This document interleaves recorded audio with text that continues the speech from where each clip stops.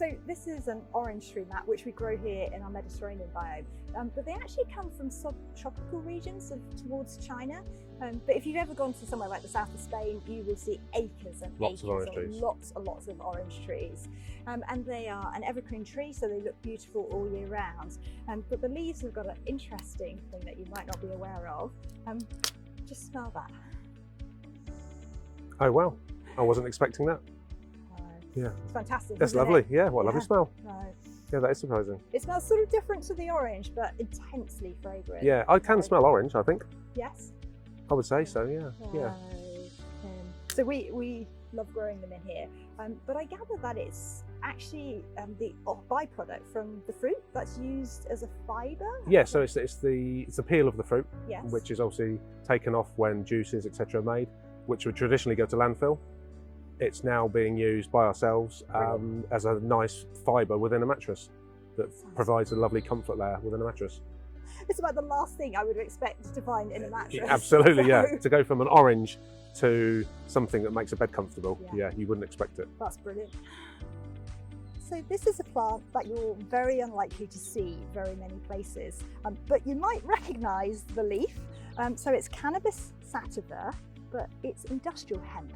So it's the cannabis which doesn't have the THC compound in it, and it is a plant that has been grown for millennia to produce a fibre. And I've certainly had clothing made from hemp fibre, and it's as soft as anything. So we grow it here as an annual plant, but we have to have a special licence in order to grow it and allow people to see it, and it has to have a fence around it to ensure people don't go and pick it, and they shouldn't. Yes, I'm sure they would. Yeah, so they think that it's going to be more interesting than it is. Than what it is. That's exactly right, yeah. So Hypnos as a business are using the nice long fibres that are in the stem of the plant, spanning from the bottom all the way to the top, really long strong fibres which are removed from the stem through a series of mechanical operations, which produces, as you say, a lovely fibre, which we then get blended into a nice soft fluffy pad which ends up inside one of our lovely mattresses.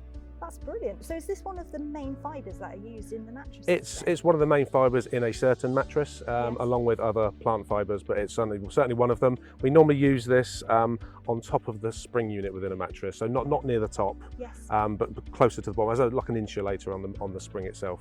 It's great, and it can also be grown in our temperate climate, close to home, so it doesn't have to be transported long distances. Doesn't have to travel around the world, yes. Yeah, that's great. So this amazing plant here is the banana, or Musa dwarf Cavendish, and this variety takes up about 70% of what you see on shelves, the bananas that you buy. So they're heavily farmed all throughout the world. Oh great, and so it's the heavy farming which then goes on to produce this lovely fibre here that you see, that comes from the trunk of the tree, which after a season of fruiting, the tree sheds this. It would traditionally be burnt. We're now working with farmers to produce a lovely fibre to go in one of our mattresses. Yeah. So this beautiful but dangerous tree is one of our K-pop trees here in the rainforest biome at Eden. So these trees grow in the New World, in tropical South America, across to Africa, and they form enormous, great big trees, great big buttresses, enormous trunks, and then they have these like horizontal spreading branches, so they can often be a real centre of a community. But thinking about you and your use of them, they have beautiful, beautiful flowers, very orchid-like, and those flowers, after they've been pollinated, set seed pods. And the exciting thing is then when those pods eventually burst open, they have this seed floss inside. And traditionally that floss was collected and used to stuff pillows. So that is its traditional use, but I'm guessing that you use it for something else now. Yeah, slightly different. We would use it to put in a mattress, obviously. Yes. And as you say, the lovely pods that produce this lovely flossy, soft, beautiful fibre finds its way into our mattresses as a comfort layer. So quite near the top, so to make the top of the mattress nice and soft. That first layer that you fall into, that's really comfortable. Lovely softness. Yes, yeah. That sounds great. So this wonderful plant that we have here is bamboo, or Bambusa vulgaris, and it's an amazing, strong, fast-growing plant that has so many uses. It grows so fast that in 24 hours you can see almost a meter's growth. So you can practically watch it grow in the rainforest as it's growing.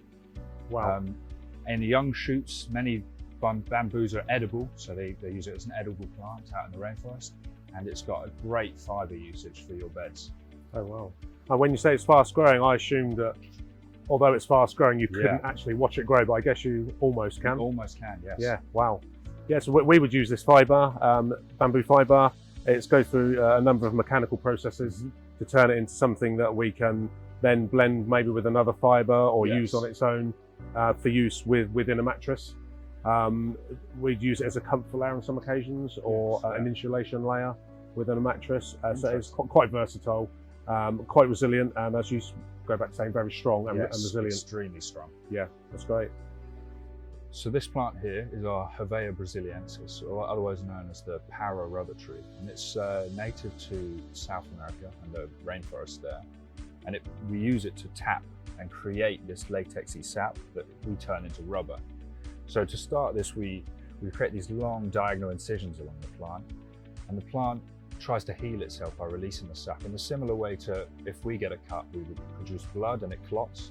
There's a very similar idea. The plant creates this sap to close up that wound. And usually we'll have a small little bowl here to collect the sap as it comes out, and then we have rubber at the end of the day, and it's manufactured and created into what you put into your beds. Yes, I guess it creates various different objects that are used by man. We will turn it into a lovely layer that's about so thick that goes into one of our mattresses. It creates a lovely soft, resilient layer for a mattress. Yeah. So things like wools and cottons over time can compress and stay compressed, which is what you don't really want in a mattress. But the latex that will be produced from here, it will squash when you compress it and lay on it, but it will always recover. It will always bounce back. It will always bounce back, and the more you can put in a bed, the more beneficial it is for the mattress. It serves us really well in our collections of mattresses. Nice.